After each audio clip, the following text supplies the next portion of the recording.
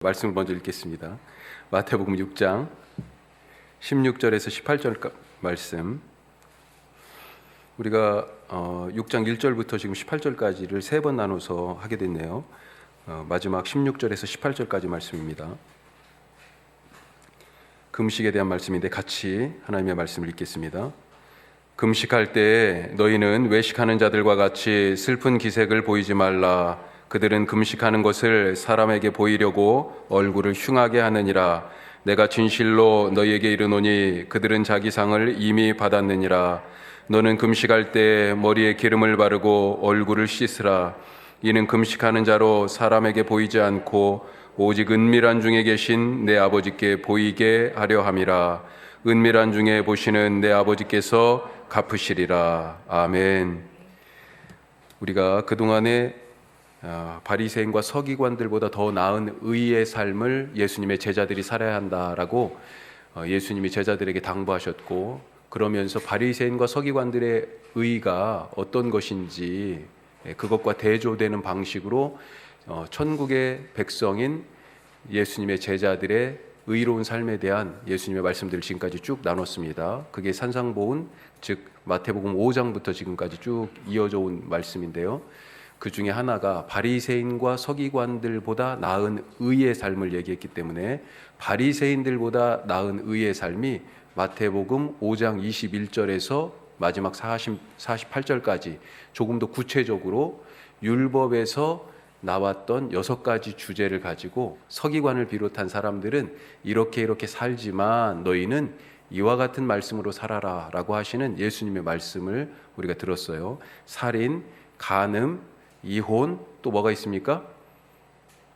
맹세, 그리고 보복, 그리고 마지막에 원수 사랑. 이 6가지 율법에 나온 말씀을 가지고 예수님이 그 말씀을 더욱더 심화시키시거나 아니면 완전히 뒤집는 차원에서 말씀을 하시면서 율법 선생인 서기관들보다 더 나은 의로운 삶에 대해서 이미 가르쳐 주셨고요. 그리고 이 6장 말씀에서 바리새인들의 경건보다 더 나은 경건의 삶이 무엇인지 3가지 주제를 가지고 지금 계속 말씀하고 계시는 것입니다. 첫 번째가 1절에서 6절까지 말씀이 1절에서 4절까지의 말씀이에요. 어떤 것입니까? 6장 1절에서 4절까지 구제에 대한 말씀이죠. 그 다음에 5절에서 15절까지 어떤 주제예요?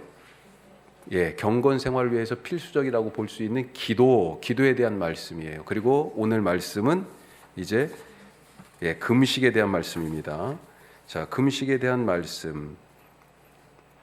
우리가 16, 17, 18절 말씀을 읽었는데, 자, 먼저 이 금식에 대한 그 기본적 배경을 조금 알아보면 더 좋을 것 같아요. 그래서 구약 시대에도 금식이 있었습니다. 무슬림들은 금식을 하죠. 집단적으로 상당한 기간 동안에 합니다. 그때 금식하는 기간을 뭐라고 일컫는지 아시죠? 뭐라고 합니까? 하루 이틀이 아니에요. 한 달 정도를 하는 거예요. 라마단이라고 얘기하죠. 라마단. 그런데 그 사람들은 좀 특이하게 제가 알기로는 낮 시간에는 금식을 하고 저녁에는 먹는다 그래요. 그렇게 한 달을 금식 기간으로 삼아서 이 라마단 기간에는 뭐 전쟁도 안 하고 뭐 그런 좀 특이한 아주 중요하게 여기는 기간이 있죠. 자, 구약 성경에도요 금식하는 일이 있었습니다. 언제 금식했을까요? 기본적으로 슬픔을 당했을 때 금식하죠. 사무엘상 31장 말씀 한번 보겠습니다. 자, 사무엘상 이때가 사울왕의 아들 요나단이 죽었을 때예요. 길르앗 야베스 주민들이 그래도 처음 왕이었잖아요. 이들의 죽음은 이들이 지금 벳산 성벽에 시체가 매달려 있어요. 그걸 내려다가 지금 장례를 치르고 나서 슬픔으로 그래도 위로하고 탄식하는 그런 부분입니다. 그의 뼈를 가져다가 야베스 에셀나무 아래 장사하고 7일 동안 금식했다. 이렇게 되어 있습니다. 슬픔을 맞았을 때, 당했을 때 금식해요. 또 언제 금식합니까? 언제 금식한 기억이 있어요? 구약 성경에 금식을 했어요. 니느웨 사람들이 금식했습니다. 기억나세요? 요나가 가가지고 회개하라고 외쳤어요. 거부하다가 도망갔다가 다시 끌려와가지고 니느웨에 갔죠. 사흘 길을 다니면서 그렇게 외쳐야 될 성읍에서 하루 정도만 다니고 그냥 외쳤는데 그런데도 불구하고 자 같이 읽어요. 니느웨 사람들이 하나님을 믿고 금식을 선포하고 높고 낮은 자를 막론하고 굵은 베옷을 입은지라. 그렇죠. 아까 슬픔에 대한 얘기했는데 슬퍼할 때 슬퍼하지 못하면 참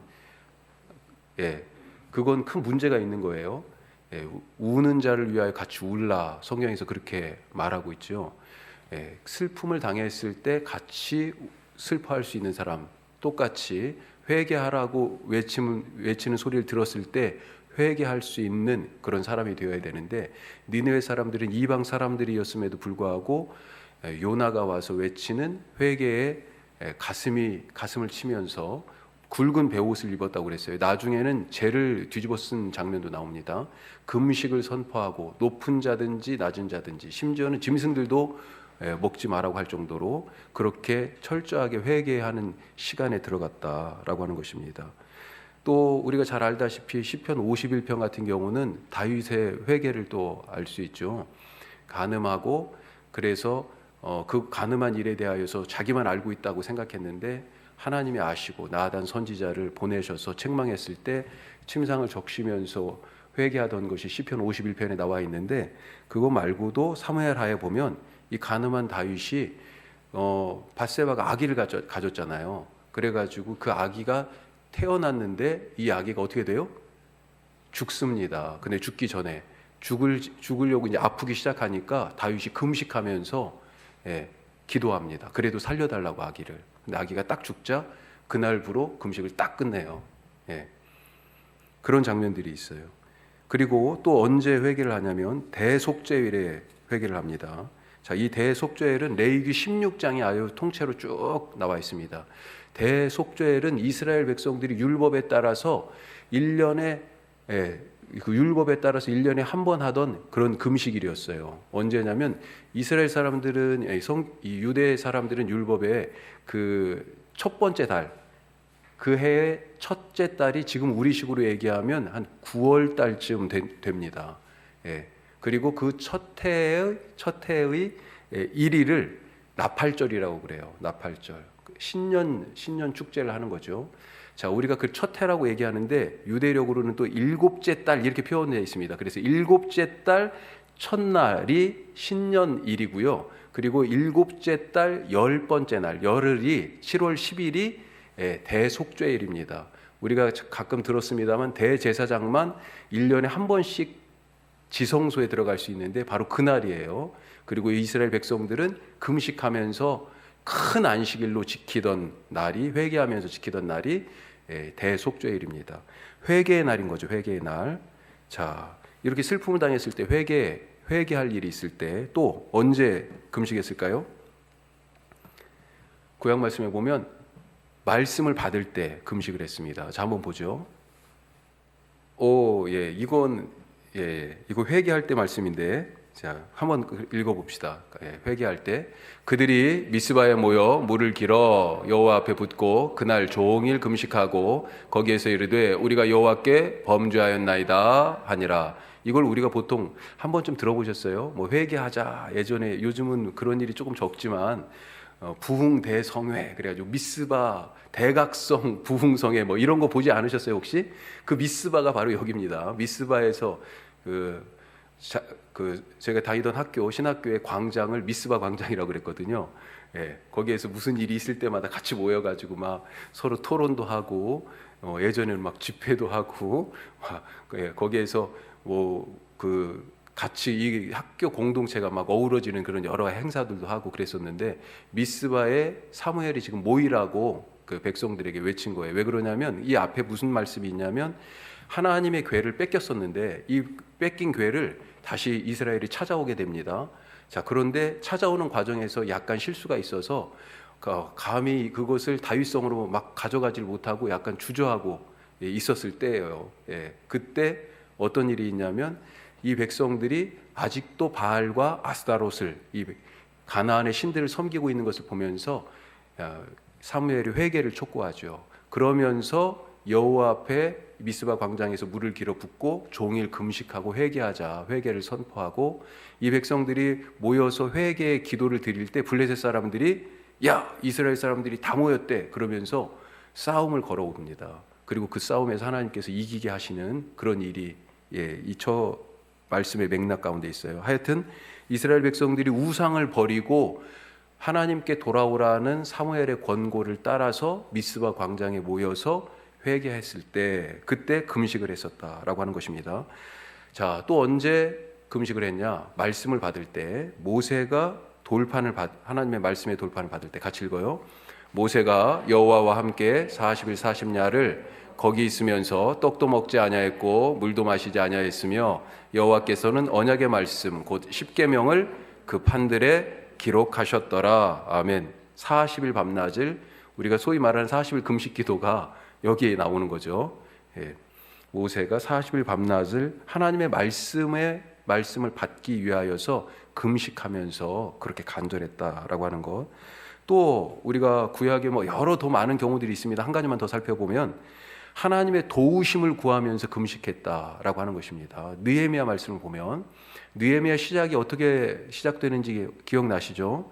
느헤미야가 멀리 페르시아의 수산궁에서 왕의 술 맡은 관원, 즉 왕의 절대적인 신임을 받고 있는 그런 고위 관리로 이 황제 곁에 있을 때, 그때 예루살렘에서 들려오던 소식을 듣고 너무 가슴이 아픈 거예요. 이 자기 동족 이 백성들이, 거기에 남아있던 자들이, 그리고 또 포로에서 돌아간 사람들도 환난을 당하고 능욕을 받으면서 성은 그대로 무너진 채로 그대로 있고 성문은 불탄 채로 그대로 있다는 소식을 자기 친족 중에 예루살렘에서 돌아온 사람에게 듣고 너무 가슴이 아픈 거예요. 자, 그 말을 듣고예요. 같이 읽어요. 내가 이 말을 듣고 앉아서 울고 수일 동안 슬퍼하며 하늘의 하나님 앞에 금식하며 기도하여. 그래서 결국 어떻게 됩니까? 이 금식하며 기도한 결과로 하나님께서 느헤미야를 예루살렘의 총독으로 보내게 하시죠. 결국 왕이 사인해야 이제 가는 거지만 이 모든 일을 기도에 대한 응답으로 하나님께서 이루게 하시고, 또 예루살렘에 가서 지금 성벽이 무너져 있어요. 어떻게 했어요? 성벽을 세우는 일을 했습니다. 느헤미야가 도착해서 공사를 시작한 지 며칠 만에요? 52일 만에. 그런데 그때가 주전 444년경이에요. 그런데 성벽이 무너진 때는 언제냐면 주전 587년이에요. 그러니까 몇 년이요? 약 130~40년간 성벽이 무너져 있었는데 52일이면 세울 수 있었던 것이었는데, 그런데 그것을 100년이 넘는 기간 동안에 그렇게 무너져 있다가 이렇게 울며 금식한 느헤미야를 통해서 2달도 안 돼서 그것을 다시 세웠다 하는 것입니다. 하나님의 도우심을 구하며 이 예루살렘을, 이 민족, 하나님의 백성 공동체를 다시 살려달라고 그렇게 간절히 금식하며 기도했던 거죠. 한 가지 더, 역대하에 있는 말씀입니다. 이때는 유다 왕 여호사밧 왕 때예요. 이때 세 민족이 연합해서 연합군을 결성해서 이 남유다를 공격합니다. 모압하고 암몬하고 마온, 이 세 족속이 함께 연합군을 구성해 가지고 지금 남유다를 공격해요. 여호사밧이 큰일 났다, 이거 어떻게 하냐, 우리는 끝장났구나, 막 이렇게 이들을 당해낼 지금 계산이 안 서는 거죠. 그때 말씀입니다. 같이 읽어요. 여호사밧이 두려워하여 여호와께로 낯을 향하여 간구하고 온 유다 백성에게 금식하라 공포하며 유다 사람이 여호와께 도우심을 구하려 하여 유다 모든 성읍에서 모여와서 여호와께 간구하더라. 이때 우리 죽게 생겼습니다. 살려달라고 금식하면서 하나님의 도우심을 구하고 기도했다라고 하는 것입니다. 자, 구약의 이런 여러 가지 이유 때문에 슬퍼할 때, 회개할 때, 또 하나님의 말씀을 받을 때, 또 도우심을 구하면서 이렇게 금식했던 적이 있다라고 하는 것입니다. 특별히 정기적인 금식일 연중에 정기적인 금식일이 율법에 따른 정기적인 금식이라고 한다면 아까 말씀드린 것처럼 유대 달력으로 7월 10일 이때를 신년으로 쳤어요. 대속죄일이라고 부르는 이때 1년에 한 번씩은 금식을 했다. 그렇게 우리가 볼 수 있어요. 그런데 그 이후로 이 왕조가 다 멸망한 이후에 포로로 잡혀가잖아요. 이 포로로 잡혀갔던 시기에서 신약 시대가 시작되는 그 사이에 금식에 대한 개념이 조금 바뀌었습니다. 예. 이 포로기 이후 신구약 중간기에 금식이 다른 구약의 그 전에 구약 시대보다 조금 더 많이 강조가 되어서 경건한 사람이다 그러면 금식하는 사람, 이렇게 경건 생활의 지표로 금식이 하나의 표준으로 등장을 점점 하게 돼요. 자, 스가랴서 말씀을 한번 볼까요? 그래서 1년에 아까는 율법에 따르면 며칠이요? 한 번, 1년에 한 번 대속죄일에 금식을 했는데 이제 이후에는 1년에 몇 번이요? 여기 지금 노란색이 몇 개예요? 4개예요. 1년에 4번. 특별히 이 이스라엘 백성들이 지금 나라를 잃었잖아요. 이 나라 잃은 사건들과 연결해가지고 1년에 4번 정도 금식하는 그런 전통이 생겼어요. 자, 스가랴 8장 말씀을 근거로 해서 한번 보면, 자, 같이 읽습니다.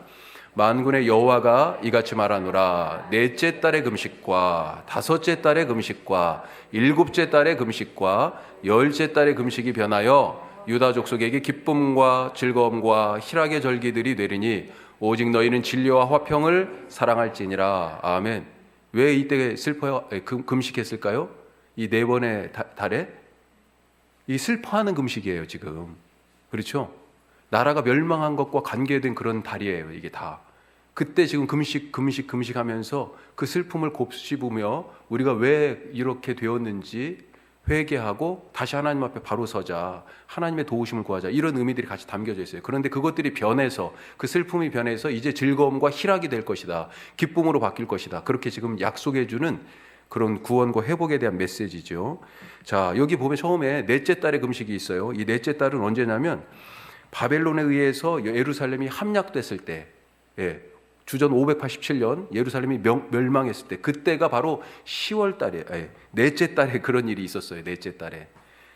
그리고 다섯째 달의 금식은 성전과 예루살렘이 불타는 그런 해였어요. 그런 달이었어요. 이 이야기가 열왕기하 25장에 나옵니다. 자, 일곱째 달의 금식은 뭐냐면 이 나라가 남유다가 다 멸망하고 나서 마지막 왕 시드기야도 눈알이 뽑혀가지고 쇠사슬에 묶여가지고 바벨론을 끌려갔어요. 그리고 나서 이 유다를 왕 말고 누구를 세워요? 총독을 세웁니다. 그래도 유다 민족 중에 세웠어요. 그달랴라고 하는 총독을 세웠는데 이 그달랴를 사람들이 죽였습니다. 암살했어요.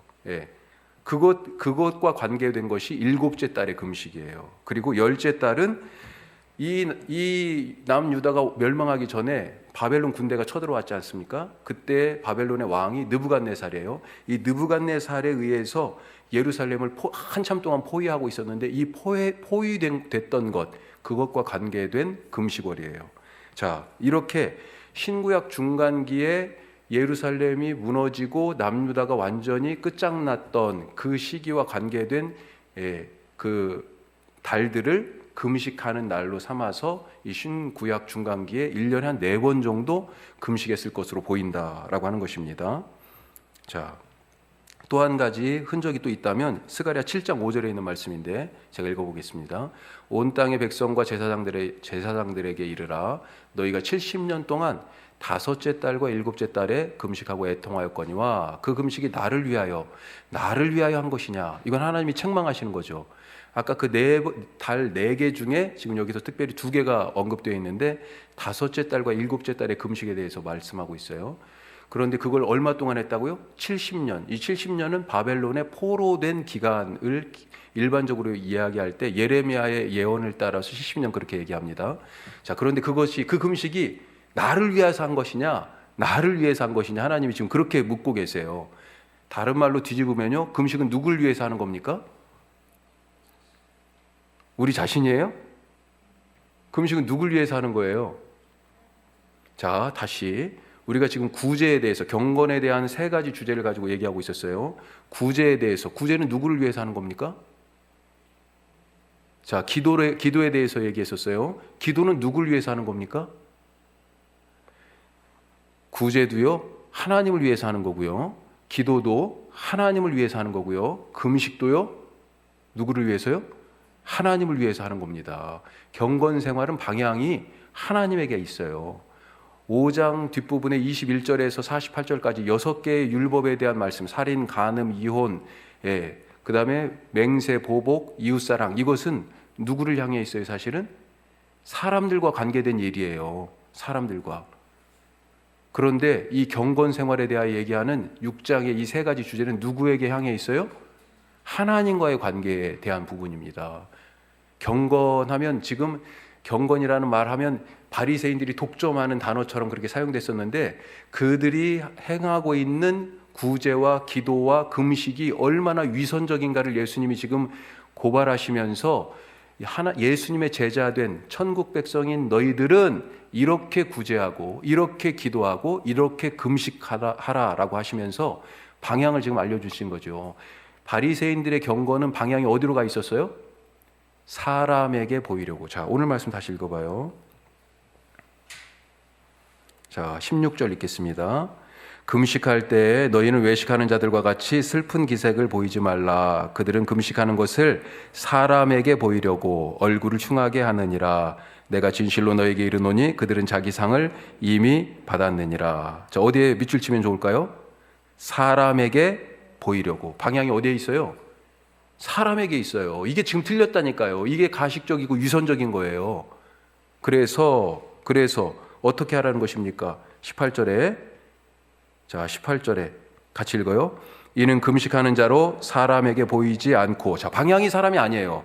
자, 계속해서 오직 은밀한 중에 계신 내 아버지께 보이게 하려 함이라. 아멘. 방향이 어디에 있어요? 은밀한 중에 계신 아버지예요. 예. 지금 이 스가랴서 7장 5절 말씀이 뭘 얘기해요? 그게 그 금식이 과연 나를 위한 것이냐? 나를 위한 것이냐? 방향이 나를 향해 있느냐? 하나님을 향해 있지 않은 구제나 기도나 금식, 이 경건의 여러 가지 생활들은 위선적인 것이 됩니다. 하나님을 향하지 않으면. 하나님을 향하지 않으니까 어디를 향해요? 자꾸 사람들에게 보이려고. 가짜가 된다는 거죠. 자, 구약에서의 금식 아까 제일 처음에 살펴봤고요. 그 다음에 신구약 중간기에 예루살렘과 유다의 멸망과 관계된, 그것과 관계돼서 1년에 4번 정도 그렇게 금식하는 것으로 점점 정해졌다, 굳어지고 있었어요. 자, 신약 시대에도 금식이 있었죠. 신약 성경에 보면 예수님이 아기였을 때 그때 부모님들이 아기를 데리고 성전에 올라가죠. 성전에 올라가서 두 사람을 만납니다. 누가복음에 기록되어 있어요. 기억나실까 모르겠네. 한 분은 시므온이라고 하는 할아버지예요. 또 하나 할머니를 만났는데요. 이름이 안나예요. 안나 할머니를 만났어요. 과부가 된 지 84년 동안, 84세인가요? 자, 갑자기 헷갈리네. 그렇게 해가지고 그 오랜 기간 동안 성전에서 메시아의 오심을 기다리고 있었어요. 그런데 이 안나 할머니가 금식하며 기다렸다, 이렇게 되어 있습니다. 성전에 있던 이 안나 할머니가 금식하고 있었어요. 또 바리새인의 제자, 세례 요한의 제자 다 금식한다고. 그런데 예수님의 제자라고 하는 사람들 딱 보니까 뭘 하고 있어요? 지나가다가 막 미리삭을 막 훑어먹지 않나, 이걸 보면서 와가지고 막 따지잖아요, 사람들이. 자, 말씀 한번 보겠습니다. 마가복음에 그런 말씀이 있는데 같이 읽어요. 요한의 제자들과 바리새인들이 금식하고 있는지라 사람들이 예수께 와서 말하되 요한의 제자들과 바리새인의 제자들은 금식하는데 어찌하여 당신의 제자들은 금식하지 아니하나이까. 이때 당시 금식이 경건 생활의 하나의 귀중한 기준이었다니까요. 금식하는 거야? 금식하고 있다라고 그러면 경건한 사람이야, 기본적으로 그렇게 인정하는 분위기였는데, 예수님의 제자들은 저기 새로운 랍비를 따라다닌다는데 이 제자들은 금식을 안 해요. 황당한 사람들이에요. 더군다나 몰려다니면서 뭐예요? 죄인들하고 세리들하고 별명이 뭐라고요? 먹고 마시기를 탐하는 자. 이 사람들이 완전히 이거 지금 다른 사람들이 볼 때는 전혀 경건하지 않은 사람들인 거죠. 논팽이들이에요, 이거. 예. 죄송합니다, 예수님. 갑자기 그런 마음이 그렇게 지금 생각하고 있는 거죠. 이해가 안 가는 겁니다. 이때 예수님이 뭐라고 대답하셨을까요? 사람들이 이런 질문으로 의아하게 생각했을 때, 신랑과 같이 있을 때는 금식할 수 없다. 그런데 신랑을 잃을 때가 오는데 그때는 슬퍼하면서 금식하게 될 것이다. 그런 얘기를 하시죠. 금식도 해야 하지만 때가 있다라고 하는 거죠. 자, 예수님도 사실은 40일을 금식하셨잖아요. 사역을 시작하시기 전에. 초대교회도 금식을 했습니다. 이 전통들이 쭉 유대인들이잖아요. 초대교회 식구들도. 그러니까 이 전통들이 쭉 이어져 왔어요. 자, 사도행전 13장 말씀 한번 보죠. 사도행전 13장은 안디옥 교회, 시리아 지역에 처음 본격적으로 이방 교회가 이제 세워졌고, 이 시리아 교회는 누구의 모교회예요? 시리아에 있는 이 안디옥 교회는 누구의 모교회예요? 사도 바울의 모교회입니다. 이 사도 바울의 모교회 안디옥에서 바울과 바나바를 이제 첫 번째 선교사로 파송하려고 그래요. 1차 전도 여행을 떠나기 전에 그때 장면입니다. 자, 같이 읽어요. 주를 섬겨 금식할 때 성령이 이르시되 내가 불러 시키는 일을 위하여 바나바와 사울을 따로 세우라 하시니 이에 금식하며 기도하고 두 사람에게 안수하여 보내니라. 자, 금식하며 기도하다가 하나님의 인도하심을 받게 되죠. 이제 복음이 더 멀리 퍼져야 된다. 그러면서 바나바와 나중에 바울이라고 불려지는 사울, 바나바와 사울을 따로 불러 세우라고 그러고, 또 그러면서도 다시 또 금식하면서 기도하면서 이 두 사람에게 안수하여서 선교의 사명을 지워서 전도 여행을 떠나게 하는데, 이때 바로 금식했다는 겁니다. 여기에서 우리가 유대인들은 보통 어떻게 금식을 했는지 한 번 더 살펴볼, 지금 시대적으로 이렇게 살펴봤어요. 구약 시대, 그 다음에 신구약 중간기에, 그 다음에 신약 시대. 자, 그런데 유대인들은 일주일에 몇 번 금식을 했을까요? 그래서 예수님 시대에 결국은 일주일에 2번 했습니다. 거기 써 있죠. 몇 요일? 월요일과 목요일에 했습니다. 제가 오늘은 책을 안 갖고 왔네. 지난주에 그 초대교회 문서 디다케라는 책 가져왔죠. 요한복음보다 한 10년, 길어야 20년 바로 뒤에 쓰여졌던 거의 성경과 같은 권위로 그렇게 초대교회에서 한참 인정했던 초대교회 일종의 교육 지침서예요. 거기에 보면 금식에 대한 말씀이 나오는데 한번 읽어보죠. 자, 디다케 8장 1절 말씀입니다. 자, 이렇게 돼 있어요. 그때 초대교회 지금 교우들을 가르치던 교육 교재예요. 여러분의 단식은 위선자들과 함께 하지 마십시오. 이들은 주간 둘째 날과 다섯째 날에 단식하니까 여러분은 주간 넷째 날과 준비일에 단식하시오. 준비일이라고 하면 안식일을 준비하는 날. 그래서 보통 이제 준비일이라고 그렇게 얘기했는데, 넷째 날 수요일과 금요일에 하고, 유대인들처럼 월요일과 목요일에 아예 하지 마라. 구분 짓는 거죠. 하지만 일주일에 2번 금식하는 것에 대해서는 계속 그런 전통을 초대교회도 이어가고 있었다라고 하는 것입니다. 그래서 바리새인이 세리와 같이 기도하러 성전에 올라갔을 때 당당하게 하나님 앞에 고개를 빳빳이 쳐들고 했던 기도가 뭐예요? 나는 일에 2번 금식하고, 이렇게 나옵니다. 정한 11조를 드리고 이런 얘기들이 쭉 나오는 거죠. 그 중에 금식이 딱 일주일에 2번 한다고 아주 자신 있게 얘기해요. 월요일, 목요일 금식. 그런데 그리스도인들은요, 수요일, 금요일에 초대교인들은 금식했다라고 하는 것입니다. 자, 다시 말씀드리지만 이들이 금식한 이유는 뭐예요? 일주일에 2번씩이나 그렇게 했는데, 그것이 성경 구약에서부터 이렇게 뿌리 깊게 쭉 이 금식이 정말로 금식의 전통들이 하나님과의 관계를 바로 세우는 귀한 통로로서, 도구로서 이 금식이 사용되었는데, 이때 예수님 당시에 경건하다라고 하는 사람들의 대표주자 바리새인들을 보니까 어떻게 금식하고 있어요? 16절 다시 한번 읽겠습니다. 자, 16절. 금식할 때 너희는 외식하는 자들과 같이 슬픈 기색을 보이지 말라. 그들은 금식하는 것을 사람에게 보이려고 얼굴을 흉하게 하느니라. 내가 진실로 너에게 이르노니 그들은 자기 상을 이미 받았느니라. 아멘. 이들의 금식의 목적은 뭐였습니까? 사람에게 보이려고 해요. 사람에게 보이려고. 금식을 하는 이유가 내가 이만큼 경건해, 내가 이만큼 신앙심이 깊어를 사람들에게 과시하여 보이기 위하여. 나는 일회 금식을 한 번도 1년 동안 내내 한 번도 그 2번씩 금식하는 걸 빼먹지 않았어. 횟수를 자랑하게 되죠. 뿐만 아니라 1회에 2번 뿐만 아니라 더 많은 금식도 했을 거 아니에요. 그렇죠? 그런 것들을 자랑한다라고 하는 거죠. 왜요? 사람에게 보이려고. 특별히 사람에게 보이려고 한 구체적인 행동이 뭡니까? 17절이죠.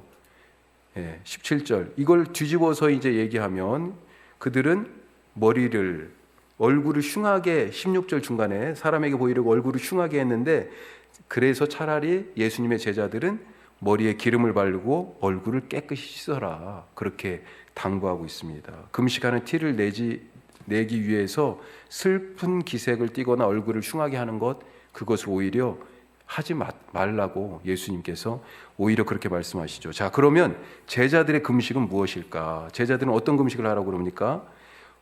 금식하는 티를 내지 말라. 17절 말씀이 바로 그거고요. 18절은 하나님을 향한 금식을 해야 된다라고 그렇게 말씀하고 있습니다. 자, 거기 지금 갖고 계신 종이 보시면 동기와 목적, 사람에게 보이지 않고 누구에게 보이려고요? 아버지께 보이려고. 그런데 이 아버지가 어디에 계십니까? 은밀한 중에 계시는 거죠. 은밀한 중에. 이 은밀한 중에 계시는 아버지, 이 말씀이 지금 6장 1절부터 나오는 3가지 주제, 구제에도 이 말씀이 똑같이 나오고요, 기도에도 이 말씀이 똑같이 나옵니다. 찾아보겠습니다. 자, 6장 4절 말씀입니다. 같이 읽어요.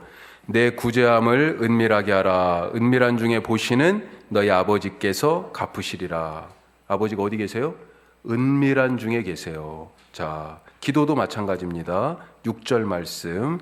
너는 기도할 때 내 골방에 들어가 문을 닫고 은밀한 중에 계신 내 아버지께 기도하라. 은밀한 중에 보시는 내 아버지께서 갚으시리라. 같은 말이 지금 반복되고 있죠. 오늘도 마찬가지입니다. 18절.